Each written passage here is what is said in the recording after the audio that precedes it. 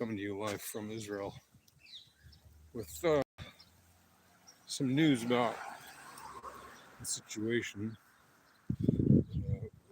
vis-a-vis the war between Israel and Hamas. And this coming week, we're expected to see a meeting of Israel's Prime Minister Benjamin Netanyahu at the White House with President Donald Trump. And the two of them are expected to talk about the proposed ceasefire and partial hostage deal, wherein apparently Israel has agreed to a 60-day ceasefire that may become a permanent one in exchange for the release of a grand total of apparently 10 living hostages and some, if not all, of the hostages who are presumed not to be alive. And I mean, the IDF says that they've confirmed a number of them, but to be not alive. But you never really know until you know, right? But that means that even after that ceasefire period, even if the agreement happens, which is still a very big if, and even if the ceasefire holds for the entire time and the exchanges go on as agreed, that there would still be living hostages, in addition to possibly maybe some that aren't alive, being held by Hamas, even after theoretically the war would have ended, which is not logical, because the very purpose of the war is to release all of the hostages and obviously to remove Hamas from power, but frankly, most importantly, it's to get rid of the hostages. Yes, getting rid of Hamas is also a goal and a top priority so that they can't do this again and again and again. But if the Hamas is left in power and is allowed to keep hostages permanently, that's not a win for Israel. That's just not a win. And you have to remember, they have now kept the body of a dead IDF soldier since around, I think, 2014. And prior to that, they had two hostages who had walked into Gaza accidentally. One of them was not mentally all there. He had mental health issues. An Arab Israeli, I think it was, or an Ethiopian Israeli, pretty sure. Anyway, yeah, Ethiopian Israeli who accidentally walked into Gaza. They kept him there for well over a decade. And another one as well. So it frankly defies logic why Israel would even agree to discuss a ceasefire in which not all of the hostages are freed at this point, considering that Israel controls 2/3 of Gaza at this point and has the Gaza Humanitarian Foundation delivering food directly to the people of Gaza, ensuring that there is no famine propaganda that can be exploited, because even though there wasn't famine before, now it's painfully obvious to the world who hates Israel, the idiots of the world, I should say, that there's no famine. And so Hamas is doing everything that it can to derail it. And one of the things that they've done to derail it recently is yesterday or the day before, I think it was yesterday, two terrorists inside Gaza, whether they were Hamas or Palestinian Islamic Jihad or some other group, or just random idiots in Gaza trying to derail the GHF, exited a crowd at a distribution point in West Rafah and threw two grenades, made in Iran, by the way. There's literal evidence of it, and photos have been posted of one of the exploded grenades, the remnants of it, including the handle on the side, the trigger at the top, and some of the ball bearings, and you can see clearly the writing on the handle. It's made in Iran. And So when people ask, well, what's the connection between Iran and the Hamas? That's the connection right there. They supply them with weapons as well as money, as well as training, as well as equipment, as well as support, as well as political cover. They are a direct proxy of Iran, even though Hamas are Sunni Muslims and the Iranian dictatorship are Shia Muslims. They're both extremists. They're both hateful. Their ideologies are both directly tied in one sense, right? They both share a shared bloodlust, psychotic death cult vision of destroying Israel and killing every Jew in Israel and around the world, and killing everybody in Israel, by the way, not just Jews, Arabs and Christians and Druze and Muslims, everybody, even atheists and pagans and Zoroastrians and Buddhists, whatever you happen to be. If you're in Israel, you're a target. And if you're a Jew anywhere around the world, you're also a target. And on top of that, they also have a shared vision of destroying the United States and killing all Americans. That's why they chant death to the United States. That's why they chant death to the UK. They also believe in doing that. They want to take over and destroy the UK. They also want to kill all the infidels and hypocrites, as they call them, which is anybody that isn't believing in their version of Islam.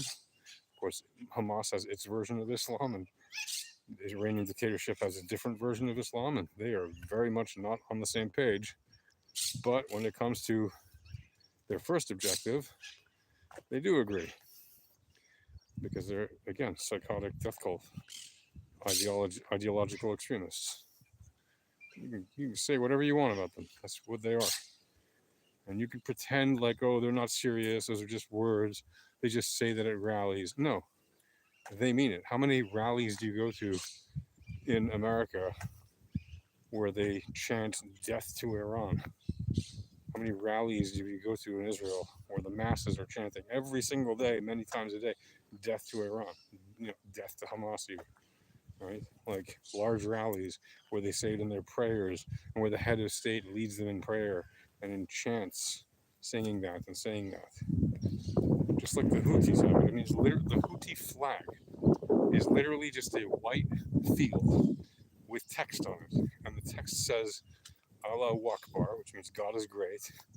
And beneath that, it says, death to the United States, death to Israel, curse the Jews, and Allah's victory is the ultimate victory, whatever.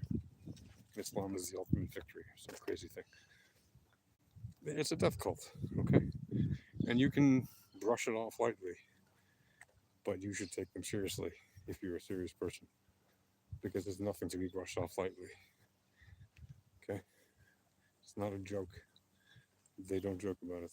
Hello, I say hello. Why did everybody that come on said hi? Yes, you said hi. Congratulations. Do you have a comment to make or a question?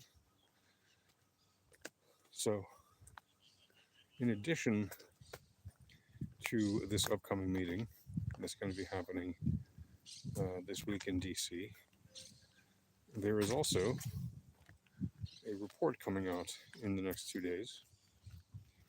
And that report is going to be the most extensive and comprehensive report so far on the sexual assault and sexual violence committed by Hamas and other Gazan terrorists on October 7th, and since then against victims of October 7th, who they raped and gang raped and sexually assaulted and dismembered and cut off genitalia and did all kinds of horrific torture and even murdered them while they were raping them and gang raped them and all these terrible things. And oh no, my video will get demonetized for saying what happened. Well, no, these things happened, okay? The UN had released a report back in, I think it was 2024. The UN committee or subcommittee on sexual violence and conflict. Now, let me just be clear. To me, the UN is a joke. Okay, yes, they did a good thing once in 1948 when they voted to reestablish the state of Israel. But since then, they've pretty much gone downhill. And not that everything they've done is bad, but they have been getting progressively worse. And over the last decades, with the participation of and even the positioning of countries like Syria under Bashar Assad and even Iran at the head of groups like the UNHRC, which is the Human Rights Council, and the Committee on Women's Affairs. You gotta be kidding me! Iran is in charge, or even on the Committee of Women's Rights.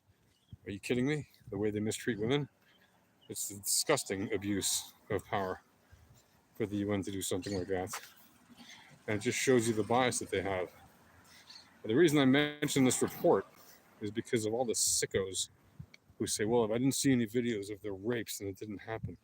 First of all, how disgusting do you have to be to demand seeing the video? Do you demand seeing the videos of rapes in your hometown that surely happen wherever you probably live on the planet? If you live in any big city, you don't believe women just because you didn't see the video of them getting raped? What kind of sicko are you? Oh no, but when it comes to Israeli women, then you have to see it, right? If that's you, you're a perverted sicko and you need help. Second of all, there already has been testimony by at least one, like publicly available testimony, by at least one victim of rape on that day. And she spoke about the horrific violence she saw on that day. And there are mountains of forensic evidence that verify rape and dismemberment and gang rape of a number of women in multiple locations on October 7th, committed by Hamas and other Gazan terrorists.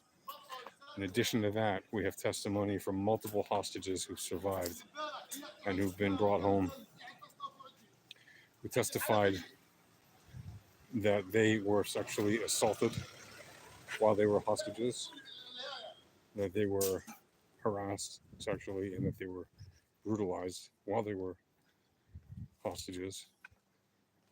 All of those are obviously war crimes. And so, yes, it did happen. And if you just don't believe them because they're Israeli women or they're women who were captured in Israel, you're really sick in the head. Okay? So look for the report in 2 days' time. I'll post a link to their website or something in the comments in the description of this video. I mean, after I post this video, just so you can see the report for yourself. It'll be posted in 2 days. That's when they say they're going to publish it. Hey there, kitty. Hello. Hello.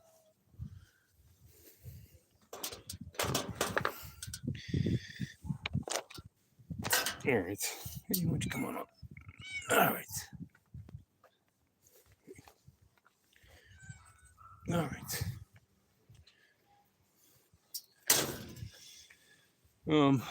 So that will about do it for now. And I will see you guys later. I wish you all a peaceful day. I hope whatever you're doing, wherever you are, it is peaceful and that you are happy, healthy, and prosperous, and safe and secure. And yeah, keep in mind those who are still in captivity in Gaza and also in other conflicts around the world.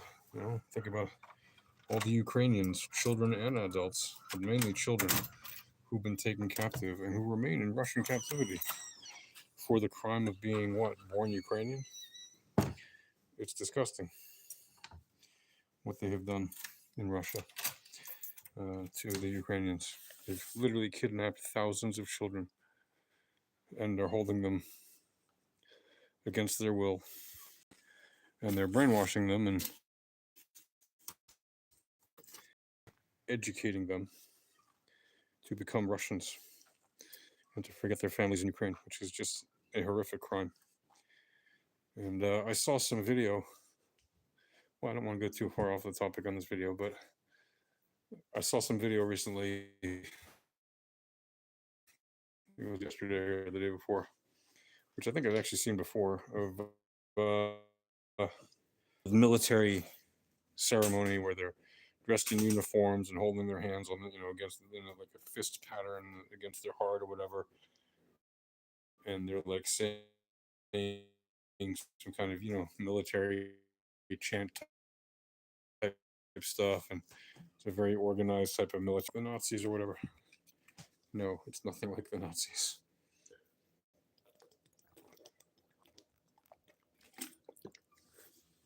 Just because you have an organized rally where people are standing in formation,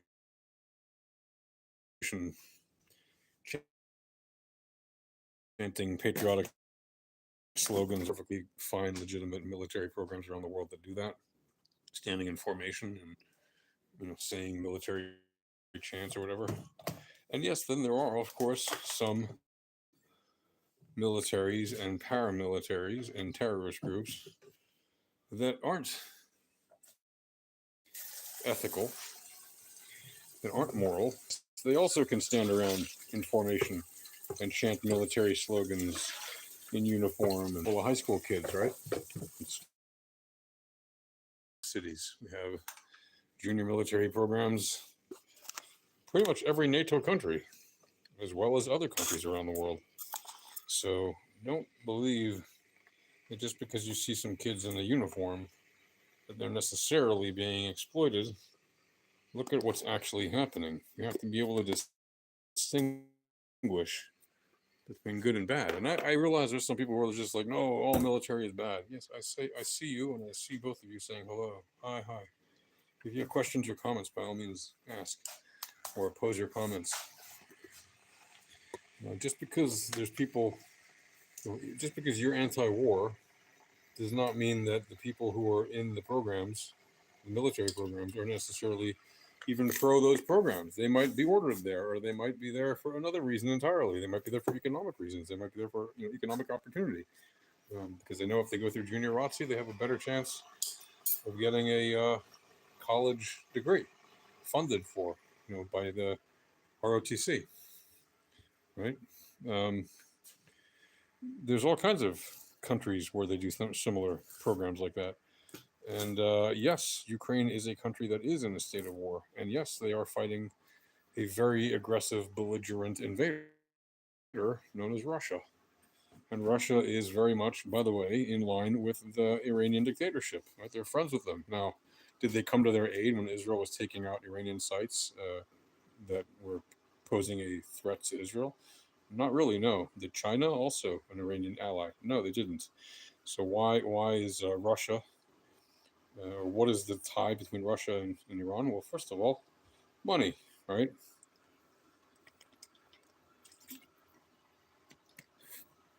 Second of all, weapons. Look at all these Shahed drones sold by Iran to Russia that make their way to the Russian front and that are used to shoot at Ukrainian civilians on a daily basis. They shoot hundreds of these things every day. And you're thinking, oh, a little drone is like, how big's a drone? Like 2 foot big, 2 foot long, 3 foot long, 1 foot? No, these things are taller than a person. They're like 8, 9, 10 feet tall with a wingspan of also around 10 feet or so. It's like a big giant flying triangle. The body of it is a big fuselage containing a lot of fuel and also explosives. The whole thing is filled with, practically filled with explosives. So when you think, oh, it's just a drone, yeah, no, they're very explosive and deadly drones.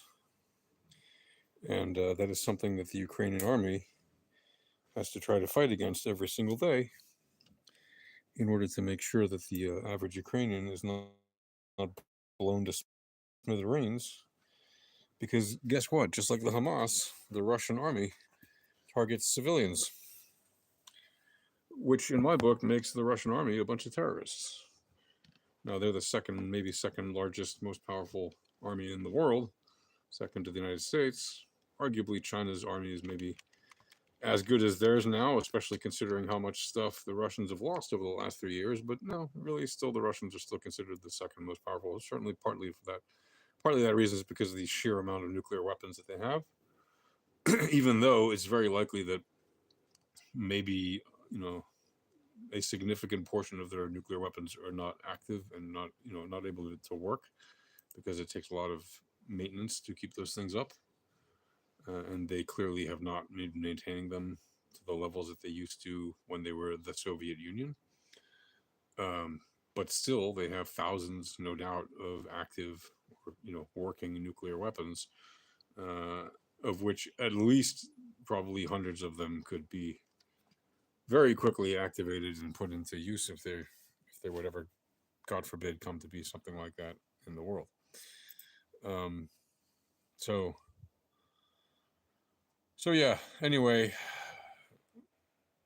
I didn't want to really veer off too much on that topic, but there you go, I did. And that said, keep in mind the report that I said is coming out, that I told you is coming out, in addition to the one that already is existing. It's called the Dinah Project, and I will post the link to their resources page where you can see the existing report from the UN. You can read the whole thing. It's, I mean, horrific.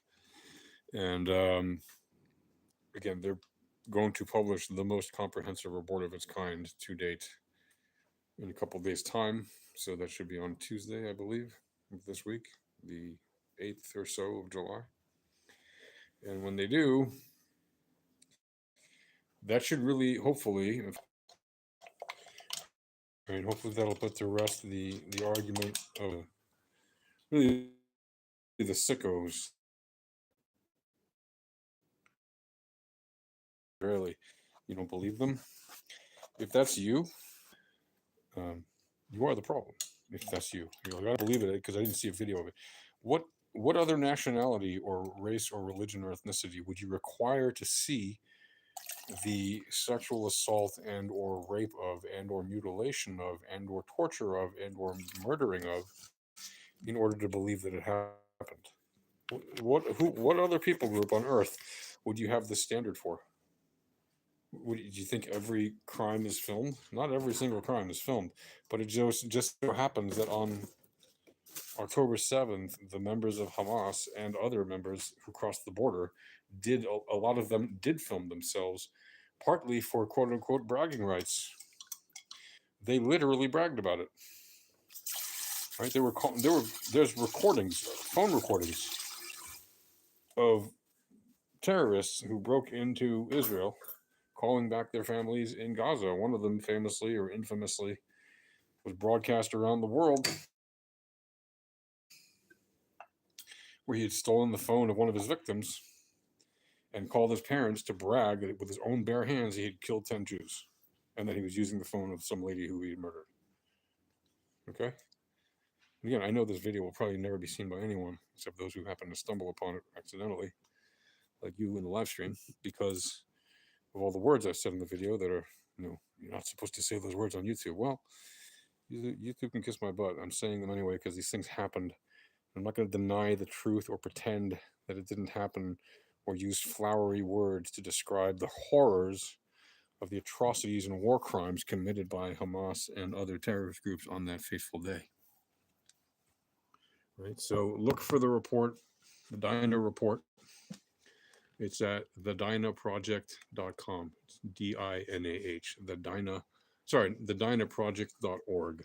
You can go to the /resources page, thedinahproject.org/resources. Go there and you'll see the link to the report that they've already published from the UN, and you'll see also the report that they'll publish in 2 days' time from now, so on the 8th of July. And if anybody ever says to you, I didn't see any, whatever, I didn't see any testimony from anyone, show them the existing report and then show them the updated one in 2 days when it comes out. We already know significantly what is going to be in it. We just don't necessarily know all the details because it's a comprehensive report. It includes a lot of testimony from different people. So we haven't seen necessarily all those details, but it is sure to be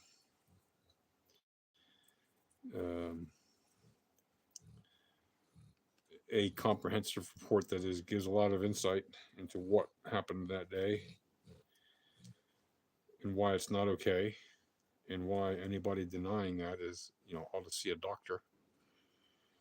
And it also should hopefully give you pause to think, why would the government of Israel even consider doing a hostage deal. Now, again, we want the hostages to come home, but we want them all to come home. Why would we consider doing a deal that would let Hamas keep hostages theoretically forever and essentially give them an incentive to do October 7th again and again and again and again? First of all, by rewarding them with the fact that they get to keep the hostages forever without us doing anything about it, like letting them just keep them. So, what did we go fight for? And second of all, it rewards them because they get to stay in power. Israel cannot afford to let Hamas stay in power. Afford on a financial level, yeah, maybe for some time, but cannot afford emotionally, politically, psychologically to allow Hamas to continue to be in power. Just like Israel should not have allowed the Iranian dictatorship to stay in power, nor should have the United States. That was a mistake. The United States, under the leadership of Donald Trump made a grave error, and frankly, Israel did too, by allowing the Ayatollah to remain alive. That's my personal opinion. By allowing the Iranian dictatorship to stay in power. Okay. He's a political leader. He's a military target. He's a valid military target, even though you can say, well, he's just the spiritual leader. No, he's the supreme leader.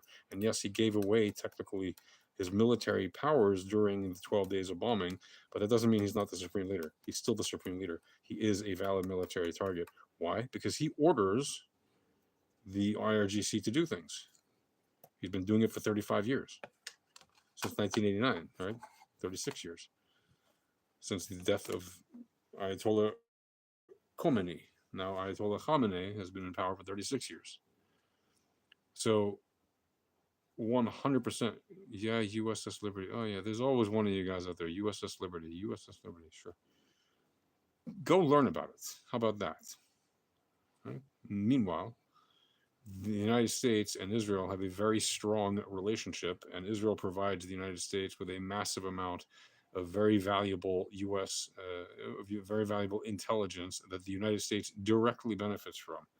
Not just intelligence in terms of active information on the ground in various locations of the United States interest, but also massive amounts of intelligence on hardware that the US can't really easily get, that Israel is much more easily able to purchase directly and indirectly from Russia and China and other places that are much more easily accessible to Israelis than they are to Americans, or I should say to Israeli companies than they are to American companies. That is, by the way, one of the reasons the United States requires about 80% of the essentially credit line that it gives to Israel. They call it foreign aid. You need to deport who? Who do you need to deport, Murray? The United States gives Israel every year a credit line. That credit line, 80% of it has to be used to buy American military hardware.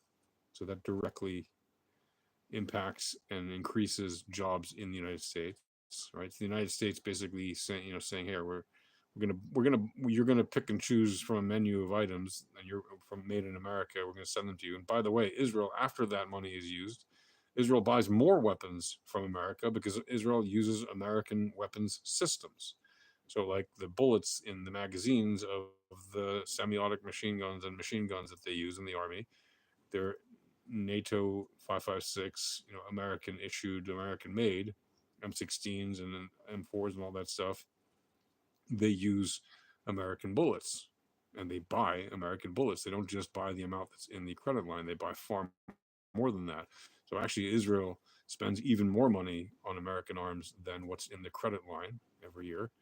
And that's just direct money going into the American pot. So that credit line directly benefits the American economy. So anyone who's against that, I guess, wants the American economy to do less well because you'd be making less money if you were not selling to Israel. In addition to that, America gets like I said, intelligence on hardware that it buys and that Israel buys from other countries that the US cannot buy from. And on top of that, Israel reverse engineers all of the American products that are sold to Israel, like the F-35, which in Israel we have an F-35I, which is like an Israeli version, which is the F-35, but with Israeli upgrades in terms of different packages for navigation or whatever, avionics. And they give that intel. In fact, they discover a lot of it with Americans together, but they also give any other intel that they discover on their own to the Americans, which directly helps America's military industrial complex. So if you think that the relationship between America and Israel is just America gives Israel billions of dollars a year and we just get free money in Israel from America, it doesn't work like that at all. The United States profits from the investment they make in Israel. Otherwise, they wouldn't do it, because Israel doesn't, unlike Egypt or Yemen or Syria or whatever other country desperately needs financial aid, and many countries do get it, like Egypt, which is actually the second largest recipient of U.S. aid, U.S. foreign aid, right? Unlike those countries, they desperately need it. Israel does not desperately need it. Israel has $500 billion a year economy, right? It's almost, it's like it's a multi-trillion-dollar economy in total in terms of the wealth accumulated, but every year it generates a half a trillion.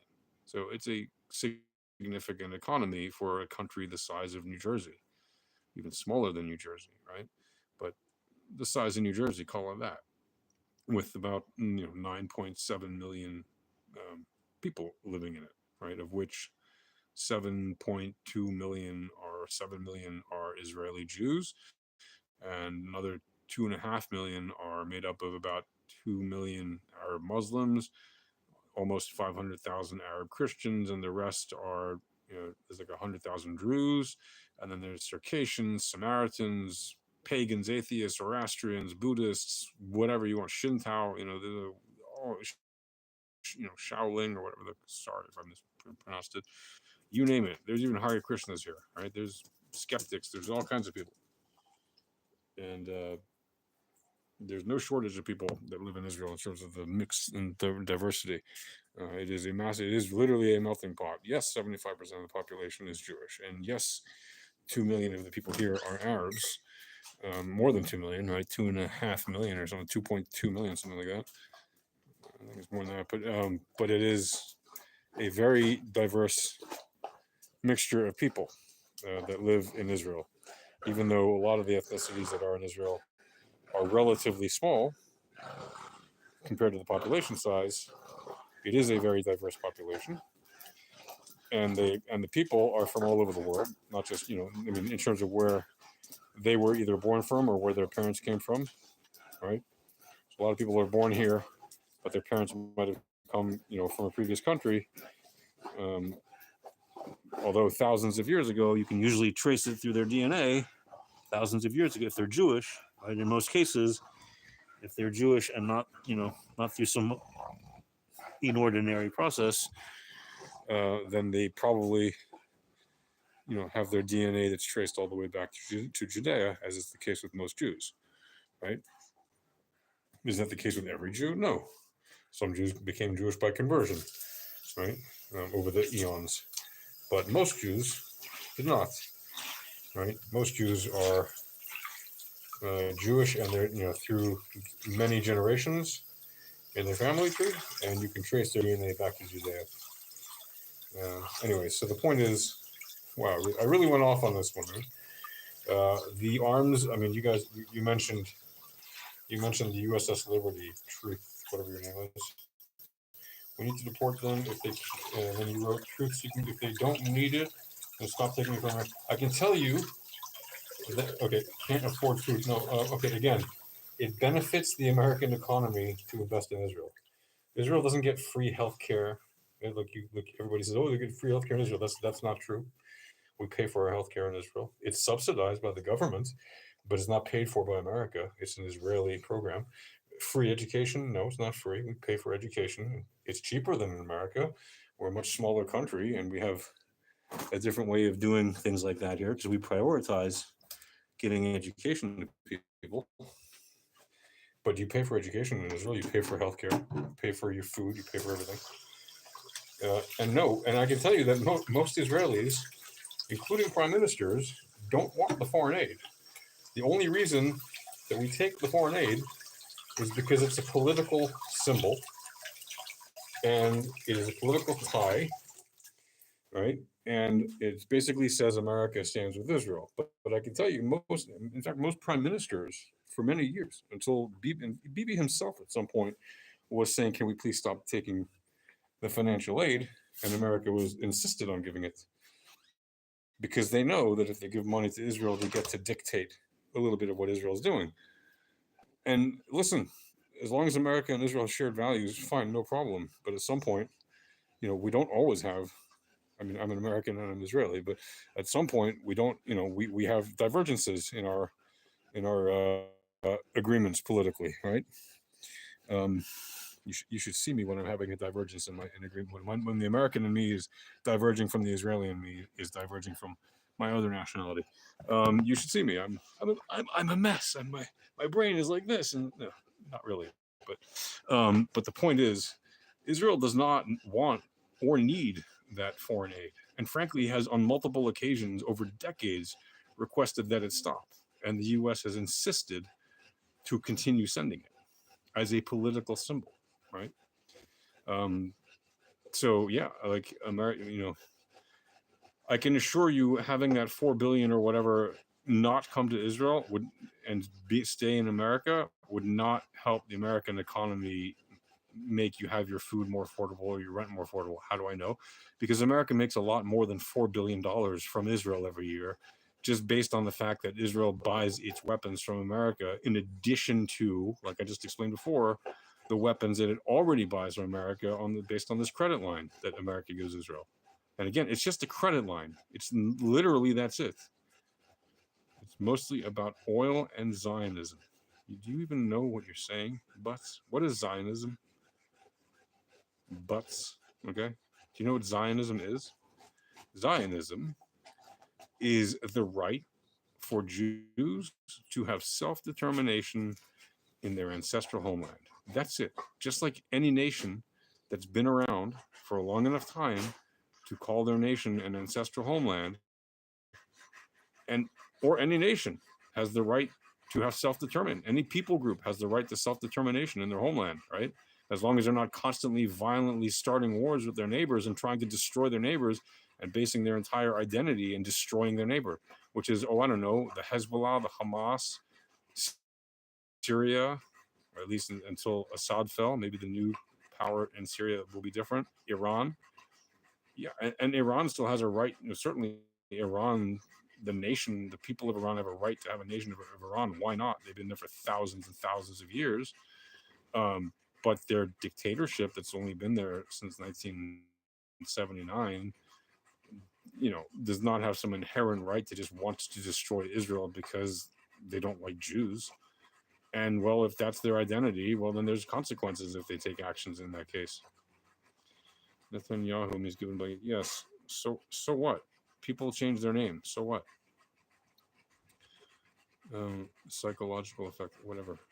Israel is not attacking all the no. Israel is not attacking all the neighbors. Israel is retaliating against its neighbors that attacked it.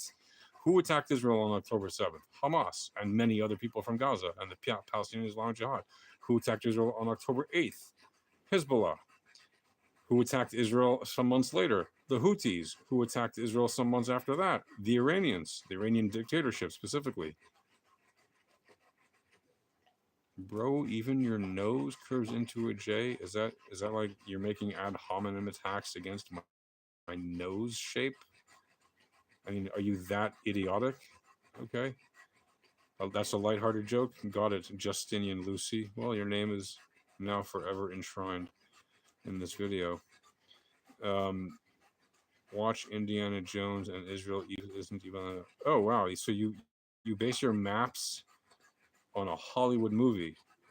When Indiana Jones, when the story of Indiana Jones happened, but it was during World War II. Israel had not yet been reestablished as a state until 1948, which was 3 years after World War II. Learn a thing. It literally attacked Iran. No, but Israel did not attack Iran first. Literally, as you said, it did not. Literally, Israel responded to Iranian attacks. Well, how do you know that? Well, The Hamas is an Iranian proxy, as I went through in depth earlier in this video. Hezbollah is an Iranian proxy. The Houthis are an Iranian proxy. Islamic State in Iraq is an Iranian proxy. Islamic State in Syria is an Iranian proxy. These groups all attacked Israel starting on October and before October 7th, but also starting on October 7th. They followed what Hamas did on October 7th. They did it on October 8th and in dates subsequent to that in order to catch up with their brothers in the jihad. Israel responded to them. Who was the first king of Palestine? Exactly. There was no king of Palestine. Carlos Lopez, very well said. Hasbarabat. Yeah, sure. I'm a Hasbarabat. Yes, and I'm a Mossad agent. Why don't you just throw that one in too? Butts. Why don't you go back to Putin and tell him hello? We know who you are. You won't read my comments. Scotus Americanus. Why won't I read your comments? Do I not see your comments? Scotus Americanus. I didn't see your comments. Where is your comment? Southron. You're full of I don't know what you are. I am full of shit. Okay, how am I full of shit? Please explain. I'm not. I didn't see any comment from you other than you were full of shit. That's not really a comment. Okay, yeah, you said words. You didn't back anything up there, but Bolon67. What is going on here? Well, I was wrapping up my live stream, but now the conversation seems to have picked up a bit. Nakba was first. What do you mean Nakba was first? Nakba, meaning disaster. Yeah, a word coined long after it happened in 1948. Was the disaster of the Arabs leaving Israel, the newly formed state of Israel, because they chose to leave because the Arab leaders told them to leave. And those that didn't leave and stayed peacefully got full citizenship in Israel, and they have full equal rights as any other Israeli. In fact, arguably, they have more rights because they don't actually have to serve. Like Arab Muslims do not have to serve in the Israeli army. Druze, for the most part, do serve. Christians, if they choose to, can. Arab Christians and Arab Muslims, they can serve, but they are not forced to. They are not forced to serve. There are many who do because they're very proud Zionists. And yes, they are Zionists because they believe that the Jewish people have the right to self-determination in our ancestral homeland, which is Israel. Israel was actually started as a settlement after World War I. No, Israel began as the homeland of the Jewish people thousands of years ago. It was called Israel. And, when the Jews were created as a tribe of Judah, which were the descendants, direct descendants of the Hebrew people, the sons and daughters of Abraham, right? Abraham, Isaac, Jacob, right? Judah, the tribe of Judah, is where the Judean people come from. The Judean people are the Jews. In Hebrew, Yehudi is Jewish. Yehuda is the head of the tribe. Judah is Yehuda. Yehudi are the Judeans, the Judah people. Right? Hasbaraba. Yeah, sure. Okay, butts, whatever you want to say. And after World War I, Israel was not a settlement. The British Mandate Palestine is the land that is now Israel and the land that is now Jordan. When I say the land that's not Israel, I also mean including Judea, Samaria, and Gaza, which are divided in terms of their control between Israel and the Palestinian Authority in Judea and Samaria, and exclusively, in theory, controlled by the Palestinians in Gaza. But of course, since October 7th, well, the Hamas relinquished that right in the eyes of Israel because they started a war. And when you start a war, there are consequences. And sometimes you lose land in war. That's how it goes. So if you don't like that, maybe don't start a war with a neighbor that will come after you and take your land after you have started a war with them and kidnapped hundreds of their people and murdered over 1,000 people in a day, just because you want them all to be dead. You want to commit an act of genocide. Well, too bad. The Israelis, too bad for you, hater. The Israelis have a strong army because we invest in our army and we also invest in the defense of our people, which is why many houses, but not all, right? Out of the 3 million houses in Israel, about 1.6 million do not have bomb shelters, but 1.4 million do, and that number is growing. And we have bomb shelters available to people who don't have bomb shelters in their homes. And neighbors can go into their neighbors' houses very easily, usually, to go into bomb shelters during any situation because we don't want our neighbors to get bombed. Video has 3 pixels. I don't know what you mean by video has 3 pixels. Okay, but says Pajma, whatever. He founded ISIS. Who founded ISIS? Stop spamming, bro. He cannot read. Okay, whatever. Zombie Slayer first, whatever that means. But is being a proxy the same as Human Shields LMAO? No buts. Hamas, the Houthis, the Hezbollah are proxies of Iran. They literally accept money, funding, equipment, support, political support, training, political cover. They get all that from Iran, right? In fact, the coordinating office that headed that and the top general of that office in the Iranian Revolutionary Guard Council, the terrorist army of Iran. I mean, they are literally a terrorist army. They have two separate armies. They have two armies. They have the regular army, and then they have the IRGC, which is considered by Iranian people, as well as anybody with a brain cell who knows about this topic. The IRGC is a terrorist organization that spearheads all of the terrorism that Iran funds in the Middle East and around the world. And they have they have a huge building, or they had a huge building until a couple of weeks ago when Israel helped to rapidly disassemble it in one fell swoop. You have passed over many of my comments. Scotus, I haven't seen many comments from you. Nakba, I said Nakba many times. I discussed this already. So Nakba was a term that the Arabs created to describe what they call a disaster. Yeah, but it was really just the Arabs, the 600 or so thousand or 700 or so thousand Arabs who left the area of Israel during 1948, 1949, during the war, because they followed the orders of their Arab leaders. They weren't Palestinians. They didn't call themselves Palestinians. They called themselves Arab. In fact, did you know that before 1948, before Israel was reestablished in 1948, most people in this area that were referred to as Palestinians were Jews? There are countless posters and organizations in this area under British Mandate Palestine that were Jewish organizations. Find me one that was Arab. You can't, because Arabs refused to use the name Palestinian. They said it many times. Their leaders said it many times. Their political, whatever you, cultural leaders, Haj Amin al-Husseini, Hitler's best buddy in the Arab world, right, who literally wanted to continue the final solution right here in Israel, right, who spent years in Berlin during the Second World War with Hitler right there, and right by Hitler's side, right, had planned with him the final solution in Israel. He called himself an Arab, not a Palestinian, right? He said, let's go kill all the Jews. As an Arab, he said he was calling on Arabs to rise up and commit atrocities against the Jews and commit the genocide and the Holocaust against the Jews. You too, I skip comments. I cannot challenge. What comments am I skipping, Mike E? I don't skip comments. Scotus Americanus Southron. You don't even know what the Nakba is, you sorry POS. No, I definitely know what the Nakba is. How long have you lived in the Middle East by any chance? Not that you have to. You can certainly learn about it from far away.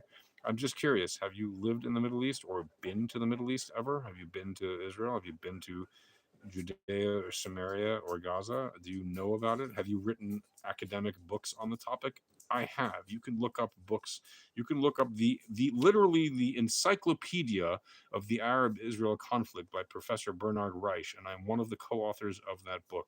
My name is right there in the book by, I think it's Greenwood Press. You can look that up. So yeah, don't tell me I'm not correct. Trey Pool, I don't know who you're saying is correct, but if it's me, well, thanks. Zombie Slayer, you're wrong. Okay, what am I wrong about? He literally lying to. Okay, what am I lying about? Butts, you Russian propagandist. Ukraine as big Israel and the heavenly Jerusalem project. Whatever you want to say. There's absolutely nothing. Oh, another message for you. Scottish Americanus, whatever. You are a sorry POS, just you wait. Oh, okay, that's lovely. Are you threatening somebody? That's not nice language. Maybe that's why I don't see your comments, because they get moderated because you say horrible things. Do you agree with Israeli settlers moving into Palestine? What do you mean Israeli settlers? Do I agree with Jews moving into Israel? Is that what you're calling settlers? Jews decolonized Israel. When the British left, we had decolonized Israel. Israel was a British Mandate Palestine, which was not a nation of Palestine. It was not a state called Palestine. It was a piece of land. It was a British colony. And before that, it was an Ottoman province or an Ottoman governorate, right? It was not a state called Palestine. When it became Israel, it became decolonized. Do I support Israelis who move into Judea and Samaria to make settlements? Well, it depends. If they're in Area A under Palestinian Authority control, they're not doing that. And those that do are in serious risk of their life because the Palestinians control the security there. In Area B, which has joint military control between the Palestinian Authority and the Israeli the IDF, they are allowed to do that in some places, and they're not allowed to do that in some others. And where they don't, then sure, they should be taken apart until a permanent agreement is in place, and so they can figure out where they can and can't go. But here's the thing: why do you support apartheid in Palestine? We have 2 million Arab Muslims living in Israel. Why can't we have a couple million Israeli Jews living in Palestine if you believe that Judea and Samaria are Palestine? Also, in Area C, that's fully under Israeli control. This is under the Declaration of Principles that the Palestinian Authority themselves created with Israel in 1993. So those settlements in Area C, they're not settlements. Those are places Israelis live under Israeli control. That's Israel for all intents and purposes. Okay? So do I support illegal settlements? Well, if there are any illegal settlements that are actually illegal under Israeli law or under the Declaration of Principles, then no, I don't agree. I don't think that they should be there, at least not until a permanent solution can be found where there's like peace between the two people, right?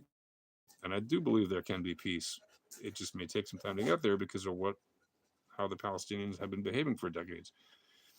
SCOTUS, Americanus, Havara Agreement, loser. Whatever, dude. Can you make comments? Can you make intelligent comments? But you wrote self-determination doesn't mean you can cry, bully a nation into genocide. I don't even know what you mean by that. Self-determination means that we Israelis have the right to determine our own future in our homeland. What do you mean cry, bully a nation into genocide? We are not. There is no Israeli genocide. Genocide is the intent and actions, the intent to wipe out a significant portion or an entire portion of a population, and the actions that demonstrate that you're doing it. There is no intent, written or otherwise, by the actual Israeli government. Now, let me just say, I'll preface that by saying, are there people in the Israeli government, even at high levels, that I would frankly rather see not in the Israeli government at all, that have said some atrocious things? Yes, there are. Ben Gvir and Smotrich, I will just right off the bat, I don't think they should be in government. I think that Netanyahu caved to them in order to hold his government together. And I've said many times, I said on October 7th that he would use this war as an excuse to stay in power longer. I said it myself many times. He should leave office immediately. That said, is he conducting the war that, frankly, any prime minister of Israel should? I believe he is. But it doesn't mean I think he should just stay in office forever. No. We have elections in Israel, and I hope he's booted out. And I don't think we should just wait for the end of the war until we actually have any kind of committees that look into him and whatnot. I think that we should be looking into his actions and responsibilities for that day, as they've already started doing, but not fast enough. Many officers have already stepped down because of their failures on October 7th. He should step down too. And any prime minister should be doing what he's doing to prosecute the war, as long as it's actually properly in the interest of Israel. Havara agreement, you're not a Jew, you're a Turlock Khazar. Oh man, you're going with the Khazar thing, huh? Man, Scotus Americanus, you're hilarious. No, I can trace my DNA back to Judea. So there you go. This guy likes to starve babies, but who likes to starve babies? Who likes to starve babies? Nobody likes to. If anybody likes to starve babies is sick. Definitely, that is disgusting. The GHF has delivered already over 61 million meals to Gaza in the last month alone, which far exceeds the rate of delivery of food that Hamas was giving, because the Hamas was stealing the food from the UN, and the UN was working in cahoots with Hamas. And that's why the UN is so upset and has told everybody, don't work with the Israelis and don't work with the Americans and don't work with the GHF, because then that breaks their chain of corruption with Hamas, right? And the UN hates that. They're like, oh no, the Jews are looking good now. The Israelis are looking good now. We can't have that. We have to have our poor little innocent, fake Palestinian victims to be the ones who are receiving all the aids and the aid and attention. Do you realize that every Palestinian in Gaza and in Judea and Samaria gets money every single month, and every single one around the world that's listed as refugee gets money every single month automatically, even if they've never been in Judea, Samaria, or Gaza in their entire life, even if their parents have never been there in their entire life, if they're a descendant of somebody 2, 3, 4 generations ago that left during 1948, they get money as a refugee. Even if they grew up their entire life overseas in a completely different country, they're eligible to get foreign aid from the United Nations. Literally digital money in a digital wallet. Do you get money in a digital wallet from them? I sure don't. Jews have been refugees for thousands of years. Why don't we all get money from the UN? Oh, because that only applies to refugees from Palestinian area, Palestinian descendants, right? That's it. It doesn't even apply to no other refugee in the world gets that kind of deal, but the Palestinians do. Palestinians can never not be refugees. SCOTUS Americanus writes, just keep babbling, loser. I want to read what we say, just mindlessly jabber. Hey, man, I'm responding to your comments. If you don't like it, well, that's too bad for you. Ned Turnbull, if I had a string line across the property of my neighbor's house then moved it inward to 100 mil a day, exactly when are they allowed to stand up and say enough? Who are you talking about? I don't know who you're talking about, Ned. Prayer warriors, God bless Israel. Yeah, God bless Israel. Why not? Sure. And just, you know, I'm glad Israel exists, whether I'm religious or not, by the way. Like, even as a non religious person, I would say, God bless Israel, or just thank God, thank goodness that there's Israel, right? Just thank God is just an expression, whether you believe in God or not. Thank goodness for Israel.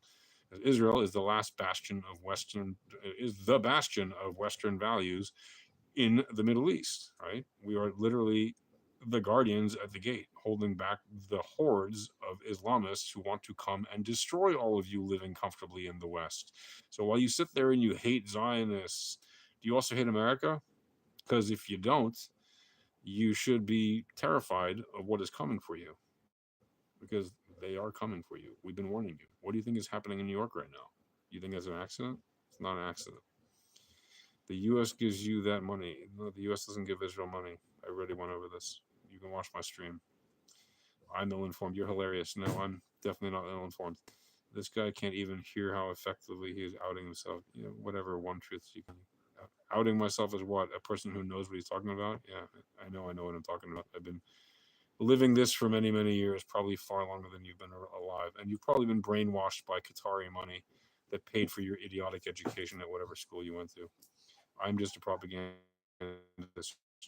Sure, I'm a propagandist. Tell everybody that you know that I'm a propagandist.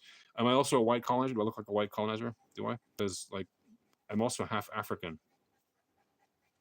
What do you have to say about that? Yeah, I'm white and an African. I have African roots and I have European roots. Sure. I also have Jewish roots. So how do you like that? Oh, you can't tell? Yeah, there's white people in Africa. Did you not know that? There's light skinned people in Africa, in Egypt and other places, right? In Tunisia, Morocco, Algeria, South Africa, right? All over the place. So yeah, thank you, Trey Pool. I appreciate it.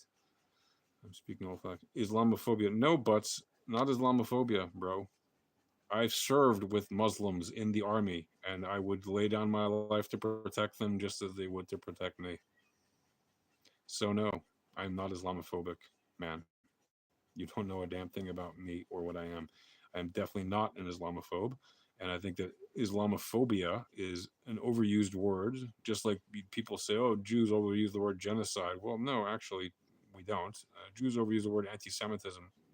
No, but you could argue that case. You could certainly, it's a case you can argue, but I'm not an Islamophobe. I've actually served, put my life on the line, protecting Israel with Muslims. Have you done that? Have you defended your country with Muslims standing next to you side by side at all hours of the day and night in dangerous territory with live ammunition at your side and live ammunition pointed at you? Have you done that?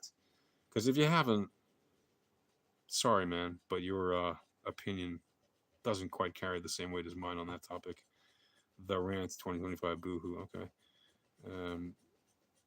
Combat Wombat. I'd be scared of Islam too. Read the book. Absolutely. I've absolutely read the Quran. If you haven't read the Quran, I highly recommend it. You should definitely know the words of the people that are coming to get you.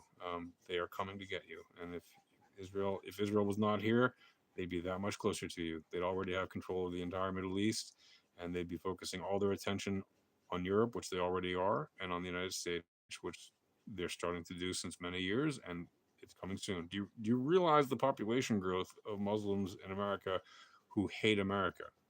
I'm not talking about, yeah, there's plenty of Muslims in America who love America, tons of them, but there's about 10 times as many Muslims in America who hate America, based on surveys where they answer their own questions. They want to make countries like America and Canada Sharia law countries. In England, they already have what, 50 Islamic councils.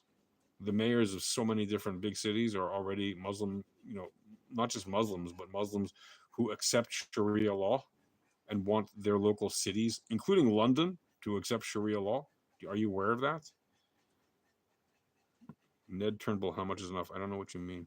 Combat Wombat, Tree Fitty. Do I live? You don't have to live there or there. No, that's true. I said Zombie Slayer. You don't have to live here to know the history. I was just wondering if you ever have. Just as the nuts start. Why can't I see more of the channel at once? It sure would be more convenient. Prayer Warriors, nowhere near. Okay, Combat Wombat, I agree.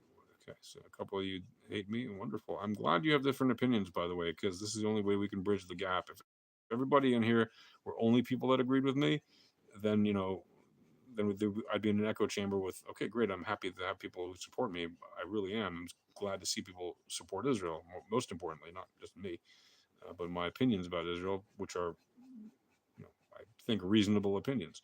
I'm not an extremist, but I do believe very strongly that Israel has every right to exist and defend itself and to destroy the enemies that threaten its existence, namely Hamas and the Houthis and the Hezbollah and the Iranian dictatorship. Sweezy, killing people, other people with a higher power to justify it is a scary thing. Yes, sure, killing people in the name of God is a horrible thing. Most people have, people have killed more people in the name of God than any other cause in any war overall over history. Bro's allergic to smiles. I'm allergic to smiles. Okay, how's that? Am I allergic to smiles now? No. Rome, yeah, Rome, bro. Rome, great city. General Alert Pike Plan. Okay, you just keep randomly saying, General Albert Pike Plan. Sure. Trade pool. Why does the country of 8 million Jews dominate the region of a billion Arabs? God. Okay, trade pool. Maybe, or trade pool. It could be. I'm not going to disagree with that. Again, I can't prove that God does or doesn't exist, but I can tell you that the values of Judaism, whether I'm religious or not, the values we teach in Judaism, which are Judeo values, which are the birthplace of Judeo-Christian values, which is a foundational pillar of Western values, along with Greek values, by the way. Let's not forget that. Like democracy is a big part of that, right? And that's a Greek value. And Judaism is very much democratic now, but certainly when we had kings, we were not. But yeah, so Western values are an offshoot or a derivative of Judeo-Christian and ancient Greek/Roman values, right? Comes from Roman. Okay. You keep pushing the border. Who keeps pushing the border? Israel keeps pushing the border? What border? The Israel gave away 2/3 of its size twice when it gave away the Sinai Peninsula in 1956, and again after the peace agreement with Egypt in the 70s, right? We gave away the Sinai Peninsula. That would have made Israel 3 times the size that it is now, right? And we gave away 2/3 of the land of Israel twice in the name of peace. So no, Israel doesn't keep pushing borders. Combat Wombat, because they suck at war. Okay, sure. Do you believe the October 7th story? What do you mean? Do I believe? I saw it. Do I believe the October 7th story? I saw October 7th with my own eyes. Okay? I know it happened. I was in Israel and I saw it. And people that I worked with are no longer on this earth because they died on that day. So if you're telling me you don't believe the October 7th story, well, okay, you don't believe facts. Good for you. You're an idiot. Palestinians should have their own state. Hey, I'm not against Palestinians having their own state. By the way, they have one. It's called Jordan. 75% of the population there, or more, 78% of the population there, is Arabs who call themselves Palestinian since the 1970s, when the term became popular with those Arabs who left Israel in 1948. I'm also not against them even having land in our very Jewish homeland, our ancestral homeland of Judea and Samaria, and even Gaza, which are, again, ancestral Jewish homelands. That is the ancestral, those are the hearts of the ancestral Jewish homeland. But we're willing to let them have that land if they will live side by side in peace with us. But they have shown no interest in doing so, or we would have had peace decades ago. And by the way, I am not like saying that Israel is never to blame for these things.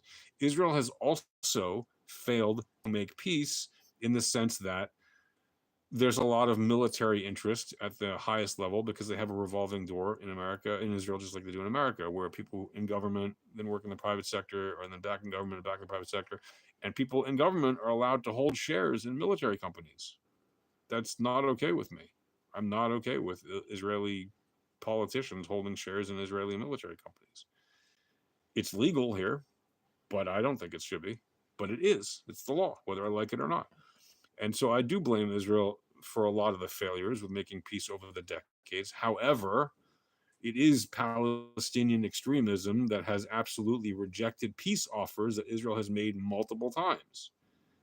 That isn't to say that Israel is perfect. Israel is far from perfect. Okay, even our healthcare system. Everybody says, "Oh, they have free healthcare in Israel." Again, no, we don't have free healthcare in Israel, and our healthcare system in Israel, which is amazing, at the same time also is full of horrible failures, which I can tell you I know about very personally and very directly since many, many years. It is absolutely a failure in many respects.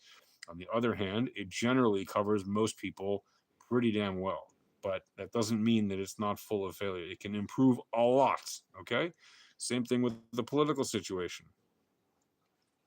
But October, yeah, bro, October 7th was totally filmed. Exactly. You can literally look up on Telegram Hamas atrocities. There's groups that have lots of the archived footage of the live streams, which, by the way, I saw them live too on October 7th on social media as they were streaming them.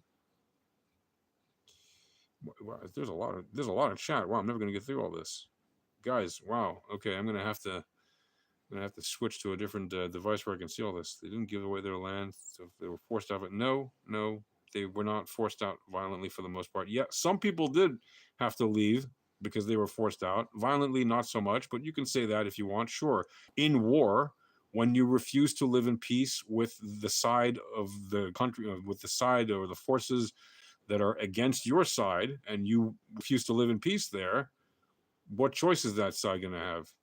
Kick you out of the land or kill you. So Israel chose to kick people out, but they didn't kick out most people. Most people left because the Arabs told them to leave. They said the Arab leaders told the Arabs living in British Mandate Palestine and in Israel, they told them leave the areas of Israel, because in a couple of days you will come back after we kill all the Jews, and you will get to come back and get all your houses back and all your things back, and also you'll get to take all the stuff the Jews left behind. You can read it. It's in the newspapers of many different newspapers from around the world. It's in the radio broadcasts of the BBC and other news broadcasts from around the world. You can literally read it and see it and watch it and hear it with your own eyes and ears. Unexplained border security stand. I don't know what that means. Joey, how many Palestinians died compared to Israeli? What difference does it make how many people died compared to others? That makes no difference in a war. People die in war, and war is horrific. Intention is what matters in a war, Joey. Intention. Much more than, yes, the actions matter as well. The actions obviously matter, and we don't want people to die. But how many people would be dead right now in Gaza since October 8th as a result of warfare since October 7th? How many people would be dead in Gaza as a result of warfare since October 7th had Hamas not fired weapons and had not invaded Israel on October 7th? How many people would have died if there'd been no war since then? The answer is zero. That's how many people would have been dead. It's Hamas's responsibility. You don't like it? It's a fact. If Hamas would release the hostages and lay down their weapons and surrender, as any losing party in war should, the war would end immediately. Why haven't they tried that? Why don't you go on streams where the pro-Palestinians talking with they're not pro-Palestinian, with the anti-Palestinian Arabs who support the Hamas terrorist group talk about those idiots? Why don't you say to them, hey, why don't you try putting down your weapons and releasing the hostages? Hello, Crosswalker just joined. Welcome. You didn't let them back, dumb Palestinians who leave. Right, but they weren't allowed back. Why would you expect them to be allowed back? The Arabs, are you dumb? Are you deaf or dumb? The Arab leaders told the Arabs living in Israel in 1948, after Israel was reestablished as a state. Now try to pay attention here. The Arab leaders told the Arabs to leave because the Arab leaders were going to have their armies kill all the Jews, and after a couple of days, which is all they assumed it would take, they told the Arabs who were leaving, you'll be able to come back in 2-3 days and get all your land back and get all your houses back and take all the stuff that the Jews left behind. Are you just playing dumb, or are you just actually dumb? Because now I've said it multiple times. So that's what happened. You don't like it? Go watch the news. Go read some history. Go see what Arabs themselves say who were there. There's plenty of interviews you can watch of Arabs living today who lived through it then and who said it as much. Even people at Deir Yassin who said exactly what happened there. And yes, there were some terrible things that happened there, but for the most part, it was not nearly what people say. And by the way, if you point to Deir Yassin, Israelis commit tons of atrocities, and all you can do is point to 1 or 2 places where it might have happened, compared to the thousands of places that I can point to that Arab extremists have done atrocities against Israelis and Jews. Okay, well, if you want to compare 1 or 2 places to thousands and thousands of places, well, then I guess we have different priorities and values. Why am I saying what? Christians like him young. What are you talking about? You Caucasians are not the original Jew. I love how you think I'm Caucasian. I'm not Caucasian. I'm nothing close to Caucasian, but okay. Good for you. And the original Jews are from Judea. We can trace our DNA to Judea. I didn't see your comment, Butts, about PSYOP. Hasbar Abad. Is that your nickname for me? Okay, Putin bot. Okay, another comment here. Butts, you wrote being called dumb by this dipshit is an honor. Okay, good for you, buddy. What book have you written and published on the topic that is studied at universities and that has been studied at universities before Qatar was paying the vast majority of those studies? What book on the Middle East have you written literally about this topic, about the Arab-Israeli conflict? What encyclopedia have you written about this topic? Because I told you which one I wrote. You can go look it up. And I've done a lot more on this topic, more than you could ever possibly comprehend. Anyway, guys, okay. Yeah. Oh, you're gonna leave. Okay, well, God bless you, Crosswalker. Modern day Canaanites. Okay, whatever. You just joined. Yes, I'm glad you joined, Crosswalker. Good to see you. I hurt his. What's self-esteem? No, but I'm just answering your dumb question. I think it's hilarious that you take yourself seriously and you think you know about this topic when all you do is come on and insult people. I just think you're very funny. Yes, Trey Paul, I'm happy to share undisputable value. And thank you for your support, Trey Paul. I appreciate it. Yes, Butts is definitely projecting. I protest too much. Okay, Butts, whatever you say. Yeah, you're very funny, Butts. Okay, so love this guy. Hey, claps for the idiot that is Butts in the chat. Claps for this guy. Yeah, pro genocide. No, you have no idea what genocide is, Butts. My family actually lived through real genocide, and we survived. Barely, but we did, and thrived. So we lived through an actual Nazi Holocaust. Okay. I was raised in a house of survivors of the Nazi Holocaust and the Arab ethnic cleansing of Egypt. Okay, under Nasser. I was raised in a house like that with parents who had survived those horrors themselves. So I got to hear about it firsthand, right? Right from actual victims and survivors of those atrocities. Uh, you don't like it? Too bad. Uh, no, ghetto. I didn't make a channel to talk about crypto. I made a channel to talk about whatever I like. I talk about crypto. I talk about marketing. I talk about tech, and yeah, sometimes I talk about current events. You don't like it? Oh well. And ethno supremacy. Yeah, go tell me that there's ethno supremacy in Israel, but ignore the fact that there's 22 Arab nations that are ethnically supremacist, and that there's 57 Muslim nations that are ethnically or religiously supremacist. Go find me religious diversity and freedom in those Arab nations, or how many of those Muslim nations, have absolute freedom and equality, not just freedom to practice your religion, but actual equal rights, right? Even in Bahrain, where there are Jews living there since a very long time, and even some of them have served in high offices in government, they don't necessarily have actual equal rights, full equal rights. There are still differences. You loved engagement. Yeah, I loved engagement too.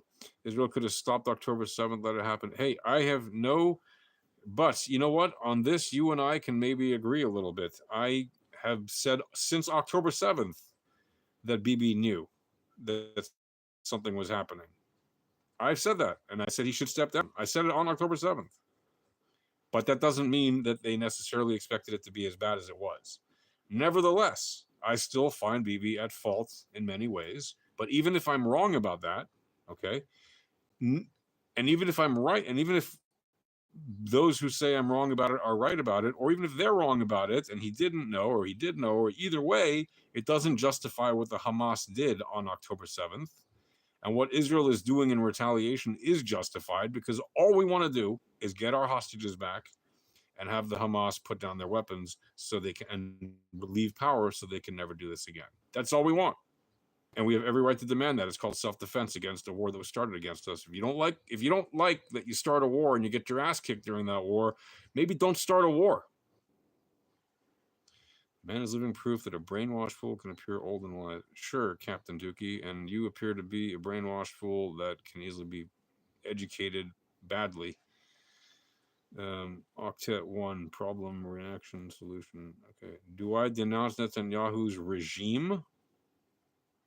You'll need to be more specific than that. First of all, it's not a regime, it's a government elected by the people. Second of all, are there things that the Netanyahu government has done that I disagree with? Wholeheartedly, absolutely, many things. Does that mean that I think that he's guilty of war crimes in the last year and a half against the people of the Palestinians in Gaza? No, I don't. I think we are fighting Hamas. We are trying to get rid of them. Everywhere Caucasians go, they destroy it. Okay, Bridget, sure, whatever. Maybe don't start a war. Yes, Swim. Don't start a war. Israel is retaliating, is defending itself against the wars that have been started against Israel. Learn a thing. But the same way Putin is elected by the people. No buts. In Israel, we have actual elections. We are actually free to vote for who we want. We have many candidates, and many people do vote. And the fact is, we do change our leadership quite often from left to right to center. And we have many parties in Israel, unlike in the United States, right? We have many parties here. And it's not always just one party or the other. We've had many different parties who've held the top spot politically in Israel over the years. Sure, a regime, whatever you want to say, Captain Dookie. Learn a thing. Yep, 100% Marge. Israel did defend itself against Hamas. But Israel could have stopped October 7th. They let it happen to have an excuse for genocide. No, they didn't let it happen to have an excuse for genocide. But I have said on multiple occasions, Bibi knew that something was up. Did he take that threat seriously? Look, there's thousands of threats against Israel every year. Serious threats. Did they let that one slide? Did he let that one slide because it was convenient for him to distract from the attention on the people who were protesting his attempts to change the Supreme Court at the time, which, if you know anything about Israel, that's what was happening at the time. That's an argument that can be made. But that doesn't mean he wanted to have thousands of Israelis be injured and over 1,000 be murdered and hundreds be taken hostage and so many more also being brutalized and tortured and raped and all these other horrible things. And on top of that, then have to go into Gaza and fight a long war for 2 years in which we'd lose hundreds more soldiers, and also happen to have many thousands of dead Palestinians because the Hamas uses them literally as human shields. So no, Israel does not want that. No, Captain Dookie, not every Israel argument is a trust me, bro argument. We have evidence. No such thing as okay. Anyway. All right, whatever. Sure, Ghetto Planet, whatever you want. Whatever you say, man. You're funny. All you are funny.